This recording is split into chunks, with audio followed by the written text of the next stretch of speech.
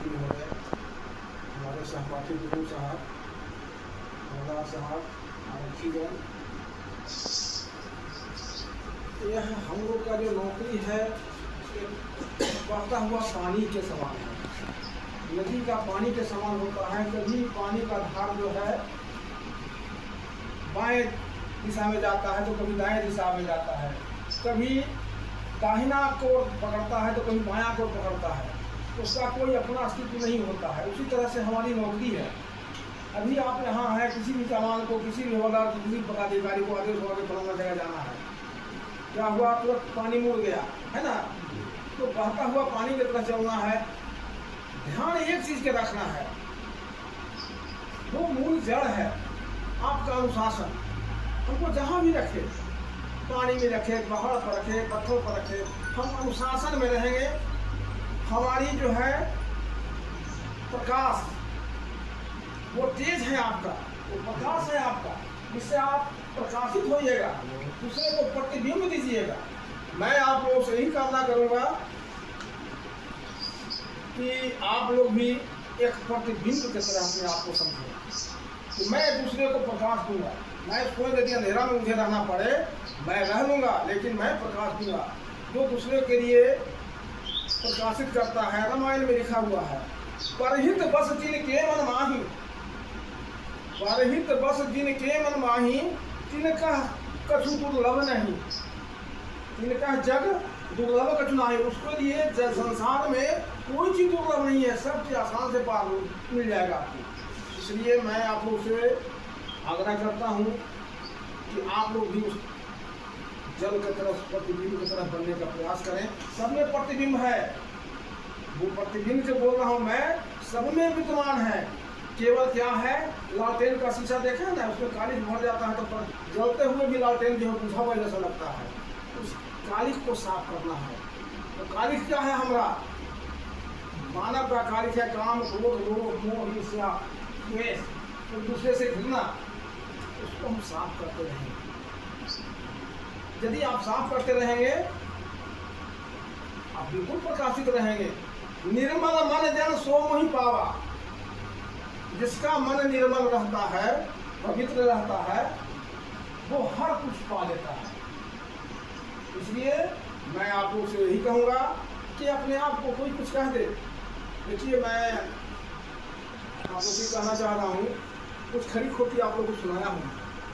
मेरा स्वभाव नहीं है, खास सामने में खड़े हैं तो कई बार डांटे हैं, तुम देखिए किसी भी जवान को कहे हैं। हम आए तो समय कहे थे ना कि मैं परिवार की तरह हूँ। तो ये कंपनी मैंने बोला था, मैं अरे बोला था ना कि मैं आपका एक परिवार हूँ।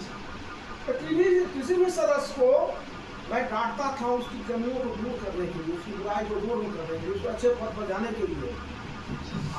तो ये नहीं करें, गलत नहीं, गलत सब के लिए नहीं आए थे, आप अपना मांग रहे थे, कोई गलत नहीं किए थे। चाहे कोई भी जवान अपना पक्ष रखता है कि हमको ये चाहिए है, लेकिन कंपनी कमांडर का भी कुछ दायरा होता है। क्या उसको कैसे शांत करना है। हमारे घर से कुछ लोग शराब पीने वाले थे, हमारे रास्ता से नहीं जाता था। ये बड़कपन थी उसकी, हमसे बड़कपन था, उसका बड़कपन था, तो हमको प्रतिष्ठा दिया।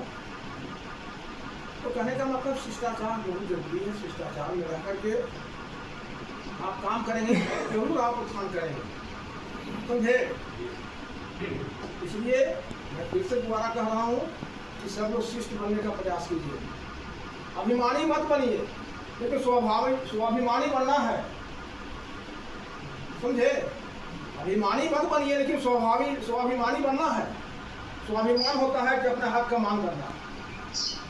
आपका हक था, आप मांग रहे थे, ठीक है, आप गलत नहीं किए थे, आप अपना हक मांग रहे थे, हमको जरूरी है सर दिया जाए, लेकिन हमको देखना था, सबको देखना था। इसलिए लेकिन बुरा किसी को भी डांटे होंगे, किसी को कुछ बोले होंगे, तो मैं उसको वापस लेता हूँ। ड्यूटी दौरान में अनुशासन को कायम रखने के लिए बोलना पड़ता, नहीं बोलने पर वो जो है अनुशासन टूट जाएगा, अनुशासन का कड़ी टूट जाएगा। अनुशासन का पहलू है डांट शब्द जो है, किसी को डांटने का कंपनी कमांडर का 4-5 पहलू होता है। एक पहलू है, विषय है, उसकी पढ़ाई होती है। नहीं डांटना है जवान को, नहीं डांटेगा तो बंद कर जाएगा। तो कहने का अभिप्राय यही सब है कि आप जहाँ भी रहें अनुशासित रहें और अपने कर्तव्य का निर्वहन सही ढंग से करें। आप लोग का जीवन जरूर सुखमय होगा। वाकई आपका कंपनी बहुत अच्छी है डॉक्टर साहब, आपकी कंपनी बहुत अच्छी है कि जैसे शंकर भगवान का जो है सवारी क्या है, नंदी है, और पार्वती जी का सवारी क्या है, बाघ है। बताइए तालमेल हो सकता है? नहीं। गणेश जी का सवारी क्या है? चूहा। कार्तिक जी का सवारी क्या है? मोर। देख लीजिए, इतना विषमता के बाद भी वहाँ समता है। एक तो सांप पर चढ़ा जा रहा है मोर, मोर पर चढ़ा जा रहा है सांप, चूहा पर चढ़ा जा रहा है मोर, मोर पर चढ़ा जा रहा है चूहा। ये क्या है? उससे सीख लेने की जरूरत है, सीख लेने की आवश्यकता है।